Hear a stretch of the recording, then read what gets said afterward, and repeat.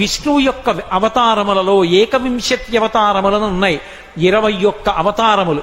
వాటిని స్మరిస్తే చాలు, వాటిని ఒక్కసారి జ్ఞాపకానికి తెచ్చుకుంటే చాలు. వినండి, మొట్టమొదట ఆదినారాయణుడు సనకసనందనాదులు, దాని తర్వాత వచ్చినటువంటిది యజ్ఞవరాహావతారం, యజ్ఞవరాహావతారం తర్వాత నారదుడు, నారదుడి తర్వాత నరనారాయణుడు, నరనారాయణుల తర్వాత వచ్చినటువంటిది కపిలావతారం, కపిలావతారం తర్వాత దత్తాత్రేయావతారం, దత్తాత్రేయావతారం తర్వాత యజ్ఞావతారం, యజ్ఞుని యొక్క అవతారం తర్వాత వృషభావతారం, వృషభావతారం తర్వాత వచ్చింది పృథుమహారాజు గారి అవతారం, పృథుమహారాజు గారి అవతారం తర్వాత వచ్చినటువంటి అవతారం మత్స్యావతారం, తర్వాత కూర్మావతారం, తర్వాత ధన్వంతరి, తర్వాత మోహిని, తర్వాత నరసింహుడు, తర్వాత వామనమూర్తి, తర్వాత పరశురాముడు, తర్వాత రాముడు, తర్వాత రామచంద్రమూర్తి, తర్వాత బలరాముడు, బలరాముడి తర్వాత కృష్ణ భగవానుడు, కృష్ణ భగవానుడి తర్వాత ఏకకాలంలో 2 అవతారాలు ఉంటూ ఉండొచ్చు వీటిల్లో.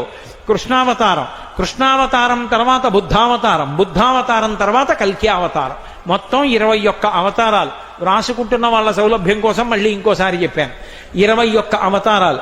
ఈ 21 అవతారాలలో గమ్మత్తు ఏమిటంటే, ఒక అవతారం ఉండగా ఇంకో అవతారం వస్తూ ఉంటుంది. పరశురామావతారం, రామావతారం ఏకకాలంలో నడిచాయి. బలరామావతారం, కృష్ణావతారం ఏకకాలంలో నడిచాయి.